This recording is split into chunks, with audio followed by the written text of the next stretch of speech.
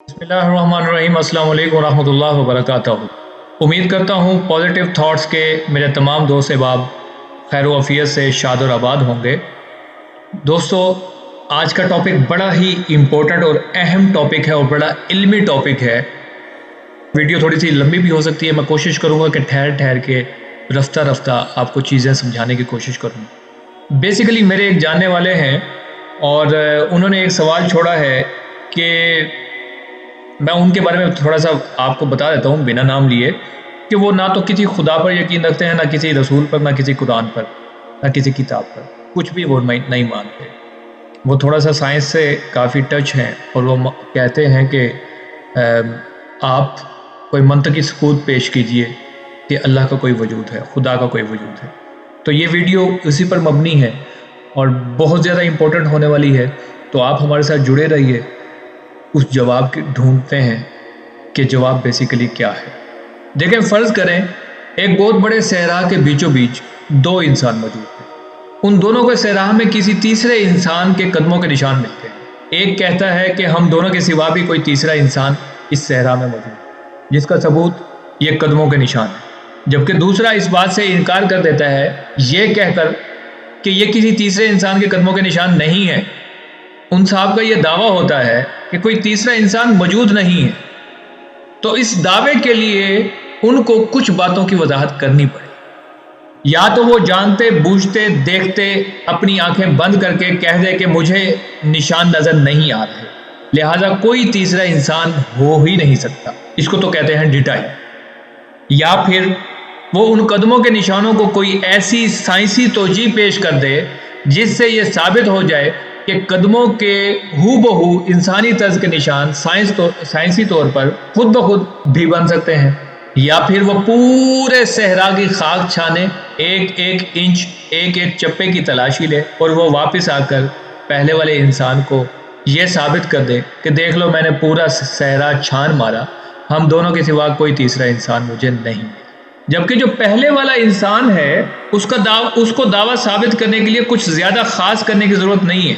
कदमों के निशान जब तक मौजूद हैं उसका यकीन पुख्ता है, उसका दावा मंतकी है, मजीद किसी सबूत की उसे हाजत ही नहीं। जबकि दूसरे वाले इंसान का मसला थोड़ा सा खराब है। कदमों के निशानों को वो झुटला नहीं सकता और कदमों के निशानों की कोई दूसरी वजाहत उसके पास मौजूद नहीं। ढीठ बन जाए तो और बात है, वरना कदमों के निशान की जब तक कोई दूसरी वजाहत करने जोगा ना हो जाए, उसे उस वक्त तक ये तस्लीम करना ही पड़ेगा कि इस सहरा में हम दोनों के सिवा किसी तीसरे इंसान की मौजूदगी के सबूत पाए जाते। यही मामला खुदा के साथ है। कायनात की हर चीज़ की तख्लीक में खुदा के निशान मौजूद हैं, जिनको झुटलाना फिल वक्त साइंस के लिए नामुमकिन। झुटलाने वाला ढीठ हो तो लाइलाज है, वरना साइंस मंतक और दलील के मुताबिक जब तक उन निशानों की कोई दूसरी वजाहत सामने ना आ जाए, उस वक्त तक खुदा को तस्लीम करना मजहबी तकाजा ही नहीं बल्कि इंसान की मजबूरी भी है। खुदा को साबित करने के लिए खुदा को मादी हालत में पेश करना ज़रूरी भी नहीं और ना ही ये मुमकिन है। वाजिया रहे कि हम मखलूक हैं, क्रिएचर्स हैं और वो खालिक है, क्रिएटर है। इस मामले को समझने के लिए मैं आपके लिए एक और आसानी करता हूँ। कशिश शकल की मिसाल लेते हैं। क्या साइंस कशिश शकल को मानती है? जवाब है जी हाँ, बिल्कुल मानती है। तो क्या साइंस कशिश शकल को मादी हालत में पेश भी कर सकती है? तो जवाब है जी नहीं, ये मुमकिन ही नहीं। साइंस सिर्फ मंतकी तौर पर आपकी अकल को ये बात बावर करवा सकती है कि सेब और हर चीज चूंकि नीचे गिरती है, लिहाजा ये कशिश शकल की मौजूदगी का मंतकी सबूत, यानी साइंस को कशिश शकल के वजूद का यकीन महज उसकी खसूसियत की बिना पर है। फिर एक सवाल ये भी है कि क्या कशिश शकल को ढूंढा जा सकता है? साइंस कहती है कि कशिश शकल जमीन के बीचों बीच है। तो क्या ख्याल है आपका, अगर मैं जमीन खोदता हुआ चला जाऊं और जमीन के बीचों बीच पहुंच जाऊं तो क्या कशिश शकल मिल जाएगी? एक जर्रा जमीन का अलग अलग कर दीजिए, कशिश शकल बिल्कुल नहीं, वहां भी नहीं मिलेगी जहां साइंसदानों का दावा है कि यही है मरकज कशिश शकल का। تو پھر کیا کشش ثقل کا انکار کر دیا جائے؟ جی نہیں، ماننا ہی پڑے گا۔ جب تک زمین کی کشش ختم نہیں ہو جاتی آپ کو کشش ثقل کو اس کی صفات کی بنیاد پر ماننا پڑے گا، چاہے وہ آپ کو ملے یا نہ ملے۔ اب فرض کریں میں کہوں کہ کشش ثقل کو ثابت کرو تو یقیناً سائنسدان میرے سامنے چیزوں کے گرنے کی عقلی توجیہ ہی ثبوت کے طور پر پیش کریں گے۔ پھر بھی اگر میں کمال ڈٹائی سے انکار کر ڈالوں کہ میں کشش ثقل کو نہیں مانتا، اس وقت تک جب تک وہ میرے سامنے نہ آ جائے تو مجھ سے چیزوں کے گرنے کے متبادل توجیہ مانگی جائے، مجھے دینی ہی پڑے گی، ورنہ اقرار لازم ہے، ماننا ہی پڑے گا کہ کشش ثقل موجود ہے۔ یہی معاملہ خدا کا بھی ہے۔ میں خدا کو کیوں مانتا ہوں؟ اس کا تعلق میرے ذہن میں اٹھنے والے سوالات سے۔ یہ سوالات اسی نوعیت کے ہیں جس نوعیت کے سوالات نے نیوٹن کو گریوٹی کا تصور۔ کیا اس نے گریوٹی کو دیکھ لیا تھا، چھو لیا تھا؟ جی نہیں، اس نے گریوٹی کو نہیں بلکہ سیب کو دیکھا تھا۔ سیب کے نیچے گرنے سے اس نے یہ اندازہ لگایا کہ کوئی نادیدہ قوت ہے جو اشیاء کو زمین کی طرف کھینچتی۔ اس کو منطقی استدلال کہتے، یعنی بغیر دیکھے محض صفات کی بنا پر کسی کے وجود کا یقین کریں۔ سوال تو ہر انسان کے ذہن میں اٹھتے ہیں، سوچنا انسان کا خاصہ ہے۔ اس سوچ کی بنیاد پر وہ تصورات قائم کرتا ہے۔ کسی کی سوچ اور سوالات اسے خدا کے وجود کا یقین دلا دیتے ہیں اور وہ مومن کہلاتا ہے، بلیور کہلاتا ہے۔ کسی کی سوچ اور سوالات اسے نان بلیور بنا دیتے ہیں، یعنی کہ ملحد بنا دیتے ہیں۔ میرے سوالات جو پہلے تھے وہی آج بھی ہے۔ میں اشیاء کے رویے کو بغیر خدا کے وجود کے سمجھنے سے قاصر ہوں۔ یہی وجہ ہے کہ میں خدا کو مانتا ہوں، مومن۔ جو لوگ ملحد ہو جاتے ہیں وہ یقیناً اشیاء کے رویے کو خدا کے وجود کے بغیر سمجھ لیتے ہوں گے، اس لیے وہ ملحد ہو جاتے ہیں۔ ابتدائی طور پر میں کچھ مسائل آپ کے سامنے رکھتا ہوں جن کے بارے میں میرا خیال ہے کہ انہیں خدا کے وجود کے بغیر سمجھا نہیں جا سکتا۔ اگر میں خدا کے وجود کا انکار کر دوں تو پھر یہ دنیا میرے نزدیک اتفاقی حادثات سے بھری پڑی۔ یقیناً اس دنیا کا پیدا ہونا، اس میں انسان کا پیدا ہونا، جانوروں کا وجود، کیڑے مکوڑے، پیڑ پودے، سب کچھ ایک اتفاقی حادثہ ہے، یعنی نہ کوئی خدا نہ کوئی کسی خدا کا وجود۔ یہ سارا کا سارا نظام بغیر کسی خدا کے چلائے چل رہا ہے۔ خدا کے انکار کی صورت میں جو سوال کھڑے ہوتے ہیں ان کی تعداد ناقابل بیان حد تک زیادہ ہے۔ اتنے خوبصورت جاندار ہمارے اطراف میں بھرے پڑے ہیں، انہیں یہ خوبصورتیاں عنایت کرنے والا کون ہے؟ پھولوں کے اندر خوبصورتی اور خوشبو کا حسین امتزاج کیا بغیر کسی خدا کے موجود ہے؟ پھلوں کے اندر لذت اور خوشبو بے سبب ہے یا اتفاق ہے؟ انسان پانی اور آکسیجن کے بغیر زندہ نہیں رہ سکتا۔ یہ دونوں چیزیں نہ ختم ہونے والے نظاموں کے ساتھ ہمارے پاس موجود ہیں۔ پانی کا پورا واٹر سائیکل ایک ایسے ترتیب دیا گیا ہے کہ اس کے پیچھے کسی ذہین دماغ کا گمان ہوتا ہے۔ یہ پانی ہم بار بار استعمال کرتے ہیں مگر ختم ہی نہیں ہوتا، بس اس کا سائیکل گھومتا رہتا ہے۔ ہم سانس لیتے ہیں جس میں ہم آکسیجن کشید کرتے ہیں اور کاربن ڈائی آکسائڈ خارج کرتے ہیں، تو کیا آکسیجن ختم ہو جائے گی اور ساری آکسیجن کاربن ڈائی آکسائڈ میں بدل جائے گی؟ جی نہیں، اس کا بھی سرکل موجود۔ جو کاربن ڈائی آکسائڈ ہم خارج کرتے ہیں اسے پودے کشید کر لیتے ہیں اور بدلے میں آکسیجن خارج کر دیتے ہیں، یعنی جو ہمیں چاہیے وہ پودے پیدا کر رہے ہیں اور جو پودوں کو چاہیے وہ ہم۔ اس پر سائنس کے کیا کہنے؟ ان کے خیال میں ہم خود کبھی پودے تھے۔ سبحان اللہ۔ ایک مضبوط ربط میں سب بندھے ہیں، ایک مضبوط ربط۔ اس دنیا کی ہر چیز آپس میں ایک گہرا ربط اور تعلق رکھتی ہے۔ خوراک کی موجودگی بھی اتفاق، جانوروں کی موجودگی بھی اتفاق، جانوروں کا خوراک کے بڑھنے کا سائیکل سے تعلق بھی اتفاق، سورج کی موجودگی بھی اتفاق، چاند کی موجودگی بھی اتفاق، خوراک کا منہ میں ڈالنا اتفاق، چبانے کے لیے دانتوں کی موجودگی اتفاق، نرم کرنے کے لیے لعاب دہن اتفاق، ہضم کرنے کے لیے نظام ہاضمہ اتفاق، ہضم شدہ خوراک کا جسم سے خارج ہونا بھی اتفاق، اس خارج شدہ فضلے کا پھر خوراک کو پیدا کرنے والی فصلوں سے تعلق سب اتفاقی حادثات ہیں کیا؟ پھر خوراک کے مختلف ذائقے، گندم کا ذائقہ، جو کا ذائقہ، سیب کا ذائقہ، آم کا ذائقہ، کیا یہ سب محض اتفاق ہیں؟ آم کی ضرورت گرمیوں میں ہوتی ہے تو وہ گرمیوں میں ہی آتا ہے۔ اونٹ صحرا کا جانور ہے اور حیرت انگیز طور پر صحرا میں پیش آ سکنے والی ہر مصیبت سے بچنے کے لیے اس کے جسم میں قدرتی صلاحیتیں موجود ہوتی ہیں۔ پانی اور خوراک ذخیرہ کرنے کا نظام، ریت پر بھاگنا جہاں کسی دوسرے جاندار کا چلنا محال ہوتا ہے، اور ریت کے طوفان برداشت کرنے کے لیے مخصوص کھال، کہ یہ سب اتفاق ہے۔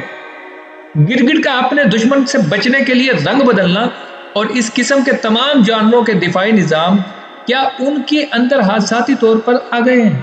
پھولوں کے مختلف رنگ، ان کی خوشبوئیں، سب اتفاق۔ انسان کے گردوں کا نظام، پھیپھڑوں کا نظام، بلیدگی کا نظام، بچے کی پیدائش کے بعد ماں کے سینے میں دودھ کا اترنا، یہ سب اتفاقی حادثات کے سبب ہے کیا؟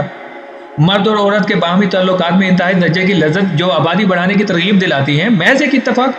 پھر ایک معاملہ یہ بھی ہے کہ جس سائنس سے ہمیں امیدیں ہیں کہ کبھی نہ کبھی ہمارے سوالوں کا جواب دے گی، وہ ہمیں صرف طریقہ کار کی وضاحت کر کے مطمئن کرنے کی کوشش کرتی، توجیحات سے ان کا کچھ لینا دینا نہیں ہے۔ انسانی عقل محض اس بات پر مطمئن نہیں ہوتی کہ یہ کیا ہے، کیسے ہے، بلکہ وہ اس بات کو بھی کھوجتی ہے کہ یہ کیوں ہے۔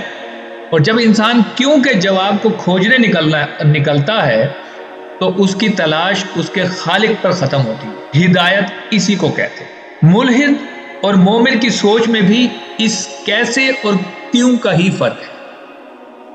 مثلا ہم کھانا کیسے کھاتے ہیں، بچہ کیسے پیدا ہوتا ہے، پیدا ہوتے ہی ماں کا دودھ کیسے پینا ہے، اس علم میں تمام مخلوقات برابر ہیں، کیا جانور، کیا ملحد اور کیا مسلمان، مگر کیوں کی کھوج صرف مسلمان کا ہی وصف ہے۔